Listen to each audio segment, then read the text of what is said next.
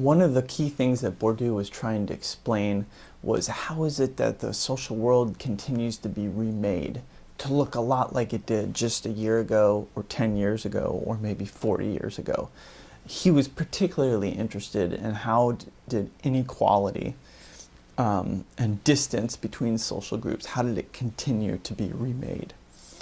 So in the question of how the habitus was shaped, Bourdieu had a couple of answers, but he would often talk about the primary habitus and the secondary habitus. The primary habitus is where the action is at, for the most part, for Bourdieu. His argument here is that we are born into, and you've heard me use some of this language before, a pre-existing social world. And we're born into some actual specific conditions. You, me, everybody else in our class, we're born into some specific conditions. Now in the United States, some of this gets kind of covered over because we have strong national identity as Americans. We also have a very big, if not in reality, in terms of economic conditions, middle class, we have a big imagination that most of us belong to this big middle class. On surveys, Americans, 80% of them will say they belong to the middle class, even though that's totally impossible. But in the United States, anyhow, to make my point, we have this sense of that, of kind of a general sharedness in who we are and the conditions of our life. But Bourdieu forces us to focus on the actual realities of the worlds and the lives that people are born into. And his argument was that our habitus was primarily, or is primarily shaped by the actual economic and social conditions that we are born into, and that we internalize those conditions, we interact with those conditions, our own sense of what the social world is, how it operates, whether it's fair, whether it's violent, whether it's unequal, is all part of the environment that we're born into. And so we internalize it, and then we have the ability to recreate it, especially if we stay in those environments. We'll recreate it as we pass on the generations. And he has this wonderful little quote that the primary habitus is a form of internalized necessity. What that means, and he was actually quite astute about this, is that drastically different economic and social conditions will develop, will structure different, a different habitus. So somebody born into extreme poverty and somebody born into extreme wealth, these being clearly the quote-unquote extreme examples, will have a very different habitus, a very different view of the social world, a different experience of the social world from their daily life, from how they interact with the social world. So he would give some, or let me give you a couple of examples. Now these are a little stereotyped, but I want to give you the feel for the argument that somebody like Bourdieu would make. So he would argue in that great big book we read, Distinction, where we had the classes, those different columns, and how is it that some of them liked to sing after dinner and some didn't, that some liked to invite their friends over spontaneously and some different. These seem like maybe nonsensical patterns and unimportant aspects of life, but to Bourdieu, these were actually these gold mines of data to reveal that it's precisely in these most unimportant arenas of life where it's just about subjective taste. It's in these arenas that we can actually see the results of the objective conditions and social world around us. So an example he would give is somebody born into extreme poverty. They might be born into a place of where there's a lot of anxiety, how ends are going to meet, so that for a person born into this world, their habitus is unsure of what the world could provide, or thinks that the world, or not thinks, but knows in a deep bodily level that the world is about struggle, and that there is nothing kind of granted by the world. It will not give freely of its resources. People in these conditions may take any opportunity possible to make money or to make ends meet. So there's less of a planning out of a career strategy and more of a sense of, hey, we got to do what we got to do today to make ends meet.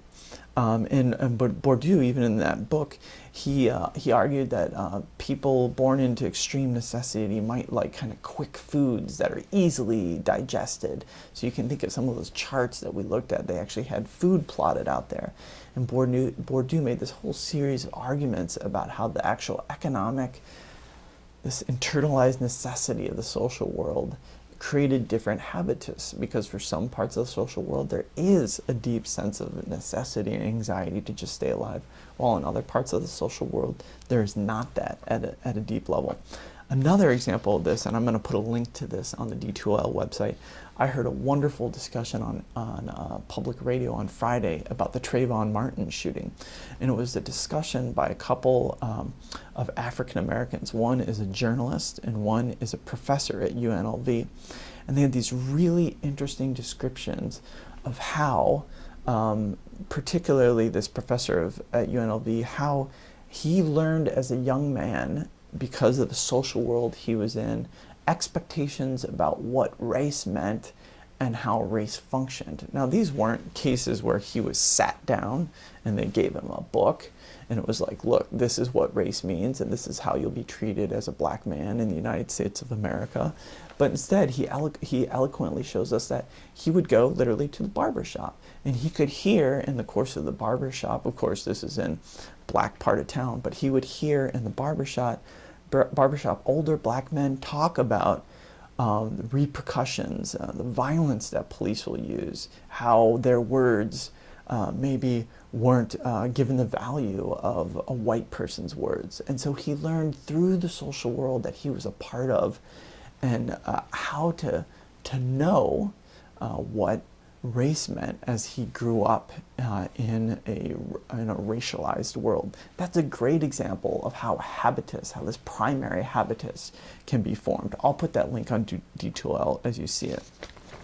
Another example of primary habitus is the formation of gender in our world. So what it means to be a man or what it means to be a woman. And I was really struck by this recently when my little niece turned 2 years old. And all of a sudden, whereas for her brother a couple years ago, I had thought to buy him a car, a toy car, and at his birthday he got a pair of pants and a bunch of toy cars, and kind of his clothes that he got were dark colors. For my niece, we bought her a dress. Now, of course, it's a nice dress, and she'll probably end up liking the dress. But this is a great example of how the primary habitus gets built, because the expectations that we're building in for her world is the need to look pretty in a certain way, or to have literally fragile fabrics as opposed to her brother's fabrics, or that she needs to learn how to take care of a dolly and to be caring and show emotions, while her brother gets cars that he can bang into each other and be aggressive with.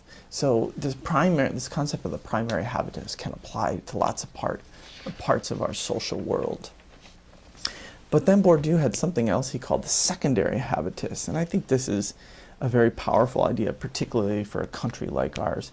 And the secondary habitus were other environments that could really form individuals and create new understandings of the social world and new interactions. So a great example, especially in the United States, is college education. Another example might be the military. These institutions that really kind of try to restructure the way we see the world and the way we interact with the world. And of course, for Bourdieu, the colleges, since it could be a place of forming this secondary habitus, were a place to pick up cultural capital, to pick up a different taste, a taste for finer foods or finer music or the correct books, and read the right authors and appreciate the right art. And you can think about this a little bit maybe as you became a college student. Did you start to learn to address people differently as you passed them in the hallways at the university versus just walking down the street? You had to learn how to study. So this may be something you did in high school, of course, but maybe you had to learn to do it in a different way, to prioritize it differently. And maybe you got different rewards for studying well.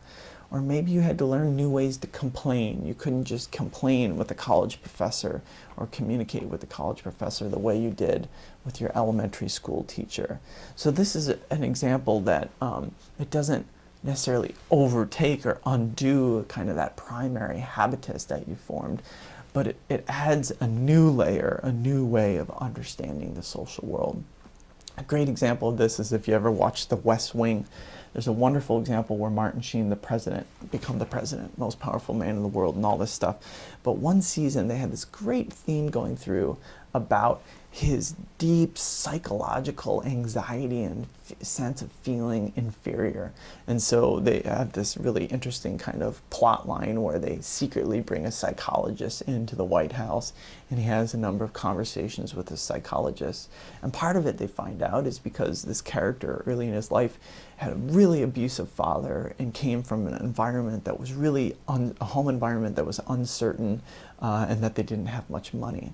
And it was a great example of how this primary habitus, despite him going through great universities and becoming a politician and having all this formation on a secondary level, on a deep primary level, that anxiety and sense of inferiority was still structuring who he was.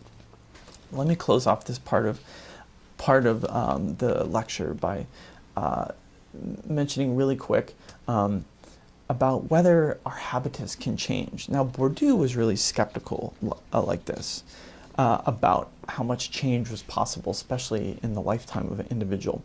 I like to think of the habitus as kind of like a bowling ball. So early on, the primary habitus is when the bowler, so if we're a bowling ball, the primary habitus is that arm swing that sends us a certain angle down the bowling lane with a certain type of spin on it. It sends us on a certain trajectory. And then I like to think that there are other parts of our lives, particularly these shaping effects that form a secondary habitus, that can be like spin on a bowling ball. So we might be headed down the middle, but if there's a little spin at it, or if the lane's tilted a little bit, all of a sudden the bowling ball of our habitus can start to go into a little bit of a different direction. So I like to think of the habitus that way, that it's a trajectory, but like all trajectories, it's not a perfectly straight line. That line can be shifted through the forces of, for example, secondary habitus formation. And then there is one other, or maybe one other kind of category of things that can shape a habitus, and that is drastic social change. Now, this is something Bourdieu didn't talk a lot about, but it's maybe an important idea. You can think of some examples, say the fall of the Berlin Wall, or the destruction of New Orleans through Hurricane Katrina, where things collapse. So literally whole physical environments that you've lived your whole life in and how you've made your life disappear. The meanings, think about the fall of the Berlin Wall, the meanings of politics or how politics works totally evaporated. And it was literally, quote unquote, a new world that people entered the day after the Berlin Wall, or the day after Katrina made people flee and destroyed and traumatized thousands of people. And Bourdieu had this sense that when this happened, these are very risky and creative moments. Risky in the sense of that people, he had this great quote, could be left with a, quote, Don Quixote effect, where their habitus, their way of seeing the world, is oriented towards their Katrina neighborhood. But then all of a sudden it's gone.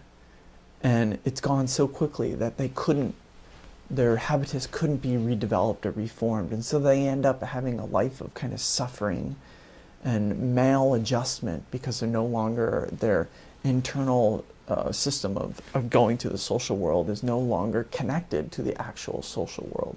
So Bourdieu was sad about that.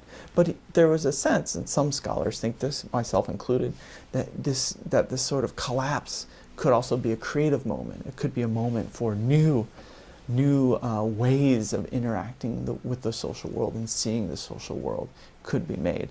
We'll leave that up for debate. Kahn pays more attention to these classic primary and secondary processes. And you'll see both of these processes are important because some of the kids in the book come from very wealthy families and some don't.